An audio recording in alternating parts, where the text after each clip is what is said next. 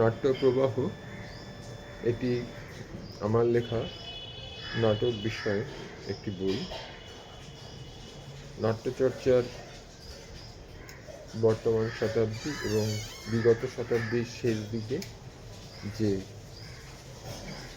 ধারা বয়ে গিয়েছিল সেই সম্পর্কে এখানে কিছু লেখা রয়েছে। 18টি লেখা আছে। যেমন ব্রেক চর্চা নিয়ে আছে, ভারতবর্ষে শেক্সপিয়ার চর্চা নিয়ে আছে, স্যামুয়েল বেকেট, এছাড়া ভাকলাভ হাভেল, শাওলি মিত্র, পুজোর সময় আগেকার দিনে যে নাচ গান নাটক হতো, রবীন্দ্রনাথের নাটকের উত্তরাধিকার ইত্যাদি নানা নাট্যচর্চা বিষয়ক প্রবন্ধের সংকলন। এই বইটি এখন পাওয়া যাচ্ছে কলকাতা বইমেলায়।